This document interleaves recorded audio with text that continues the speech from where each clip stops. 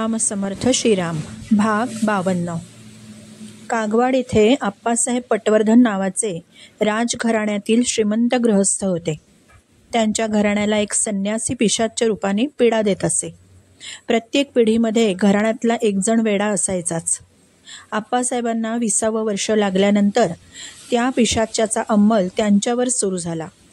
त्यावेळी त्यांची देहस्मृती नाहीशी झाली, झोप समूळ गेली, मनुष्याची ओळख पटेनाशी झाली आणि ते कोणत्या वेळी काय करतील याचा नेम राहिला नाही. अशा अवस्थेत त्यांच्या आईने त्यांना नरसोबाच्या वाडीला नेलं. तिथे रात्रंदिवस सेवा केल्यानंतर त्यांना श्री दत्ताचा दृष्टांत झाला की त्यांनी सद्गुरूंना शरण जावं. सद्गुरू कोठे भेटतील असा विचार मनात सारखा घोळत होता. पुन्हा दत्ताचा दृष्टांत झाला. त्यात असं दिसलं की गोंदवल्याला मोठ्या राम मंदिरामध्ये श्री महाराज सिंहासनावर बसलेले आहेत. इतक्यात मोठ्या दरवाजातून श्री दत्त स्वतः आप्पासाहेबांना हाताला धरून घेऊन आले. महाराजांनी उठून दत्तांना प्रेमाने आलिंगन दिलं आणि दोघेही सिंहासनावर बसले. तेव्हा दत्त म्हणाले, याला मी घेऊन आलो आहे, हा तुमचा तुम्ही सांभाळा. महाराजांनी आप्पासाहेबांच्याकडे अत्यंत प्रेमाने पाहिलं आणि या बरं बाळ असे उद्गार काढले. इतकं होऊन ते दृश्य नाहीसं झालं. आप्पासाहेब तेथून घरी परत आले आणि गोंदवल्याला जाण्याचा विचार करू लागले.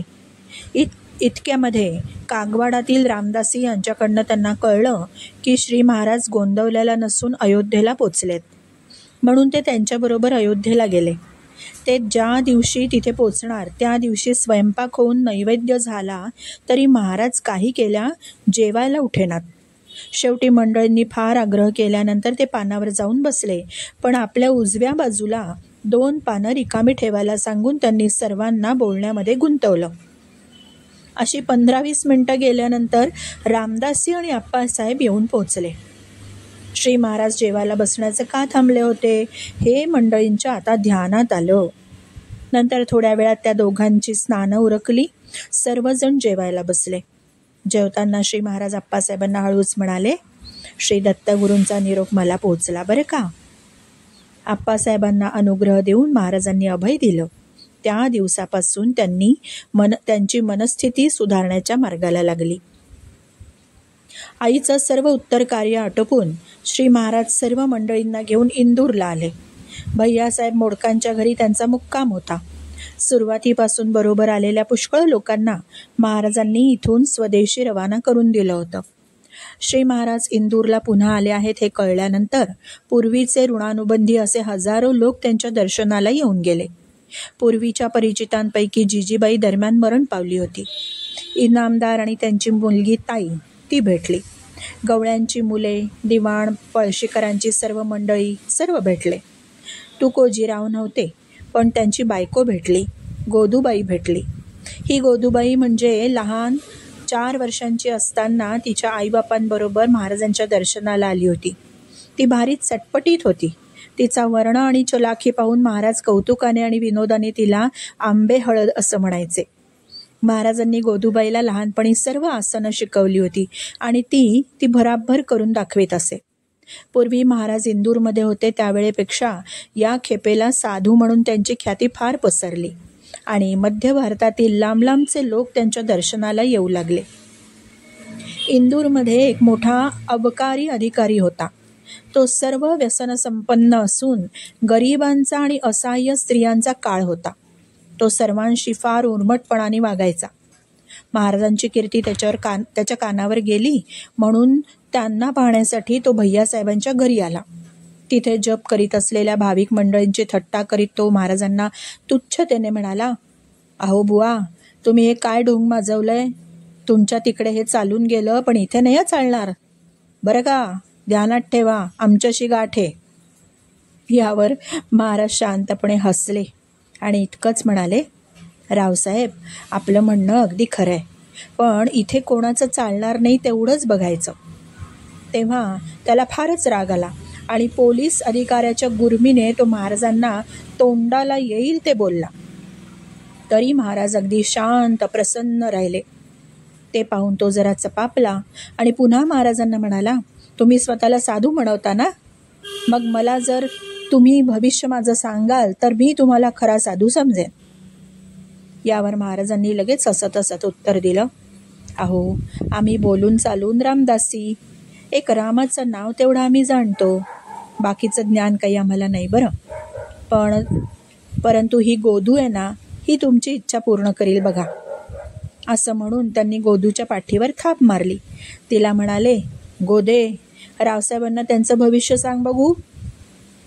चड्डीशी गोदू पद्मासनात बसली.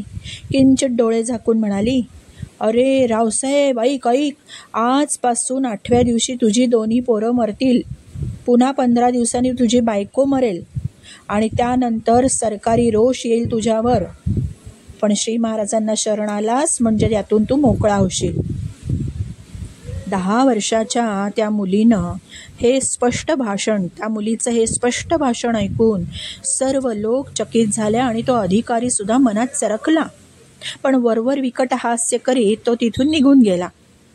पुढे 8 दिवसांनी त्याची दोन्ही पोरं एका ओढ्यात दुपारच्या वेळी खेळत होती. ओढ्याला एकाएकी पाणी आलं आणि ती पोरं त्यामध्ये बुडून मेली. त्या दुःखाने त्याची बायको वेडी झाली आणि पुढे 15 दिवसाने तिने विहिरीमध्ये जीव दिला. आणि याच सुमाराला त्यांनी आतापर्यंत जे पैसे खाल्ले होते ते उघडकीला आले आणि म्हणून लाच खाल्ल्याच्या आरोपावरून सरकारने त्याला बडतर्फ केलं. इतकं झाल्यावर मात्र खाडकन त्याचे डोळे उघडले. तो तात्काळ महाराजांच्याकडे गेला. त्यांच्या चरणांवर डोकं ठेवून रडू लागला आणि पुन्हा पुन्हा क्षमा मागू लागला. महाराजांनी त्याला आपल्या पोटाशी घेतला. मोठ्या प्रेमाने त्याच्या अंगावरून हात फिरवला. तेव्हा तो महाराजांना म्हणाला, महाराज, माझ्या अपराधासाठी आपण मला एवढी मोठी शिक्षा केली, हे काय हे? त्यावर महाराज कळवळून म्हणाले, अरे हे तू काय बोलतोयस? मी शिक्षा करीन ही कल्पना देखील मला सहन होत नाही.